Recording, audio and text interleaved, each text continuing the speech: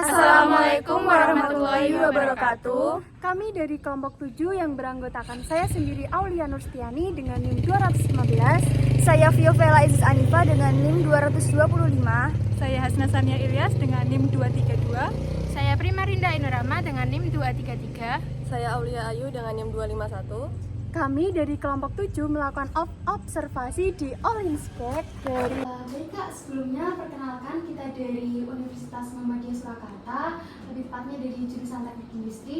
Saya sendiri Aulia Nurstiani sebagai pewawancara 1 dan juga teman saya Viovela Isis Anifa sebagai wawancara 2. Sebelumnya berterima kasih banget kepada kakak yang sudah mau meluangkan waktunya untuk diwawancarai pada siang hari ini. Sama-sama. Mungkin langsung saja untuk proses wawancaranya. Untuk yang pertama mungkin bisa perkenalan terlebih dahulu Kak. Oke.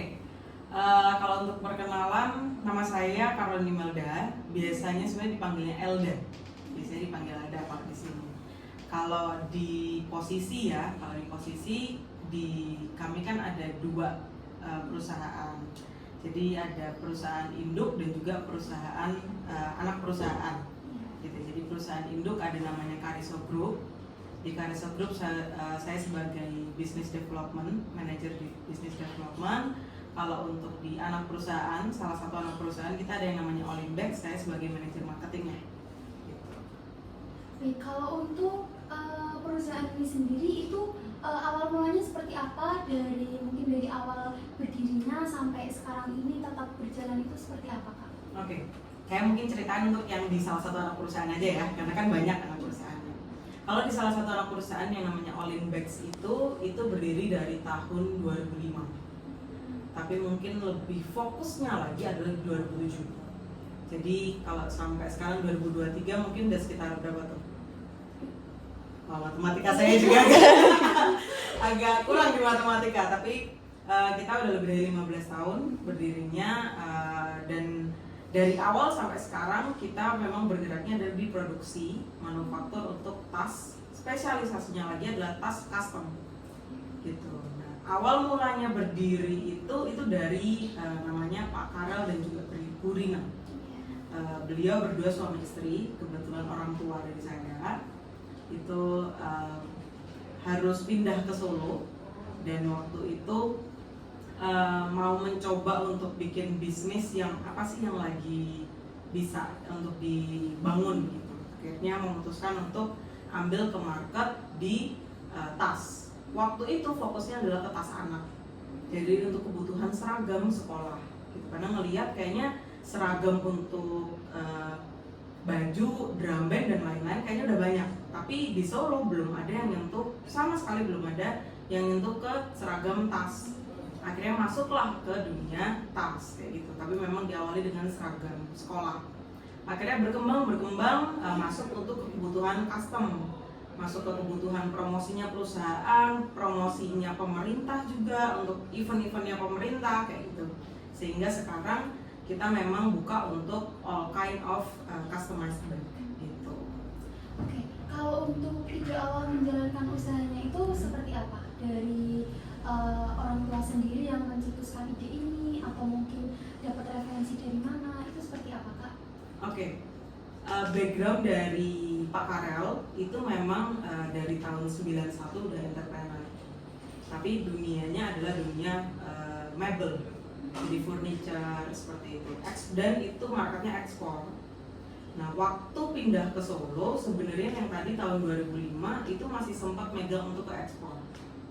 Nah, cuman akhirnya kan memutuskan untuk mau ambil ke market baru, mau ambil ke produk baru, dan akhirnya memutuskan untuk ke yang tas sekolahnya itu tadi.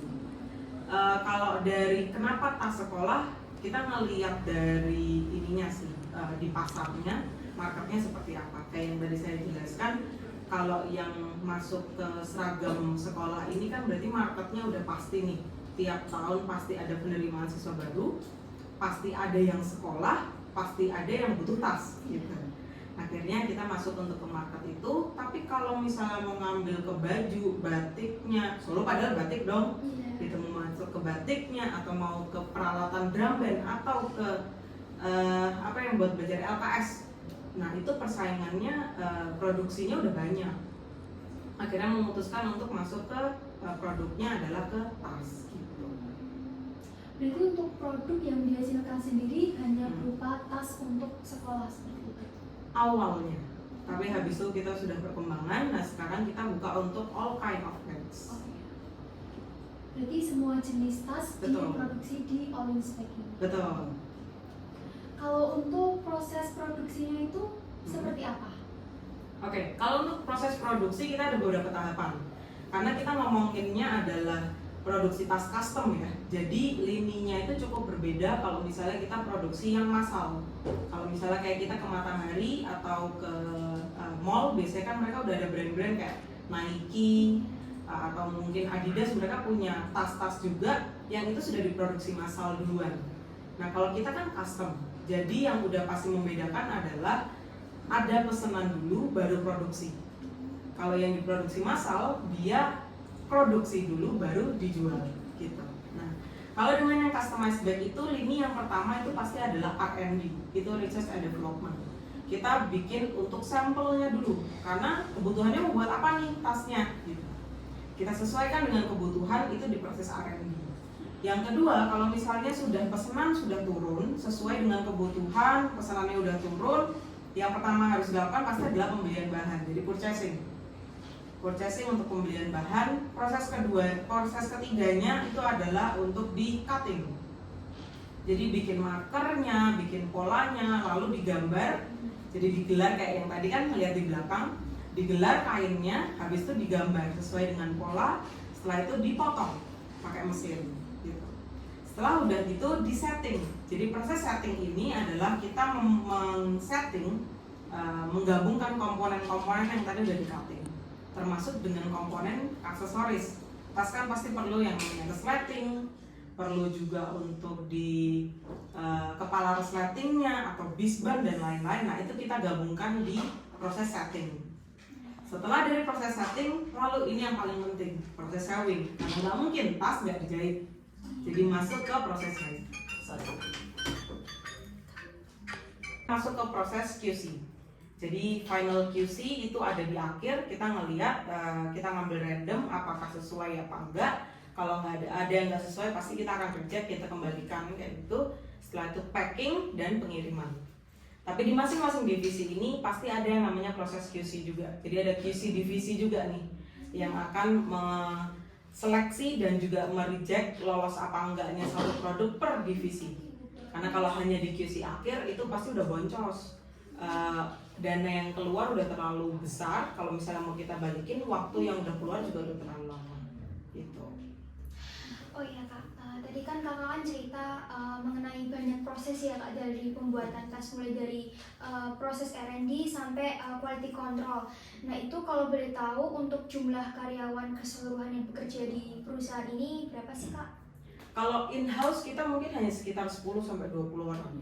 Kalau yang in-house, jadi yang memang kerja di sini. Nah tapi kita justru ratusan orangnya itu adalah di luar, karena yang kita lakukan adalah pemberdayaan masyarakat. Jadi kita lakukan pelatihan untuk ke ibu-ibu. Kita ada di beberapa desa. Kalau di Karanganyar tuh ada di Mojokedang, ada juga di Semanggi. Kalau di Solo, di Bawen kita ada di Bedono. Itu mereka kita lakukan pelatihan untuk mereka bisa jahit tas. Ibu-ibu biasanya. Tapi sebenarnya open sih, untuk bapak-bapak pun juga bisa. Nah dari setelah jahit tas itu mereka kita kasih kerjaan, tapi mereka kerjain di rumah masing-masing. Itu masih termasuk tim kita. Jadi kalau misalnya dari tim sebenarnya ya antara 100 sampai 200 orang untuk timnya. Tapi yang ada di kantor ini itu hanya sekitar 10 sampai 20 orang. Begitu ya Kak. Untuk mulai dari awal berdirinya perusahaan ini sampai proses penjalanannya itu ada nggak sih Kak kayak cerita unik yang berkesan banget gitu? Unik ya. Kita sempat kolaps di COVID. Jadi waktu COVID itu kayaknya semua perusahaan pasti kena dampaknya. Dan waktu di COVID, di produk kita kan produknya di tas. Udah pasti kena banget, karena siapa yang dibolehin keluar dari rumah? Nggak ada. nggak boleh sekolah, nggak boleh bikin event, nggak boleh naik haji, nggak boleh ada takar, nggak boleh ada seminar kayak gitu. Sedangkan itu semua marketnya kita, dan tidak mungkin kita di rumah disuruh stay di rumah, kita mau kamar mandi bawa tas, jadi orang nggak kepikiran sama sekali untuk beli tas.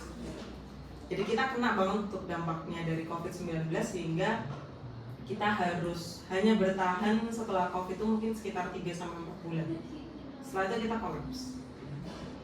Dan kolaps ini benar-benar nol, karena kita harus layoff 100% karyawan. Oke Kak, menuju ke pertanyaan terakhir ya Kak. Untuk suka duka owner dalam menjalani usaha ini apa sih Kak? Kalau suka dukanya, kalau dukanya menurut saya sebagai kita masuk ke dunia bisnis itu tiap hari pasti ada problem. Tiap hari pasti ada problem, entah itu problem dari SDM, problem dari finance-nya, itu semuanya pasti tiap hari ada aja problemnya. Tapi kalau saya menganggapnya itu bukan sebagai duka ya, karena ya itu justru yang akan ngembangin satu perusahaan. Problem-problem itu kita bisa berhasil solve problemnya, itu yang akan ngembangin. Kalau dukanya mungkin ya kayak kemarin kita nggak bisa, waktu COVID-19 itu banyak yang bergantung ke kita, tapi mau nggak mau kita nggak bisa bertahan. Itu duka, karena kita punya beban moral jadinya. Kita banyak orang yang kita tanggung jawab ke mereka, tapi kita nggak bisa bertahan. Itu dukanya. Kalau sukanya, salah satu visi dari perusahaan itu adalah sebagaimana mungkin, semaksimal mungkin kita kasih berkat untuk ke masyarakat. Semakin banyak orang yang kita rangkul, semakin banyak orang yang kita naikkan martabatnya, itu semakin sukses bagi kita. Jadi itu sukanya menurut kami. Jadi kayak kita lakukan pelatihan, kita lagi ada event bikin pelatihan untuk UMKM, ajarkan mereka untuk gimana mulai bisnis dan lain-lain, kembanginnya gimana. Lalu kita ada pelatihan untuk ibu-ibu, mereka jadi punya skill jahit kayak gitu. Karyawan-karyawan juga bisa kesejahteraannya naik. Nah itu yang sukanya kita. Gitu sih. Oke, mungkin kalau untuk kali ini pertanyaannya cukup itu dulu. Terima kasih buat kakaknya udah mau menyempatkan waktunya untuk kita wawancarai. Mungkin kita bisa ketemu di next. Mungkin dari kami cukup sekian. Terima kasih banyak pada kakaknya.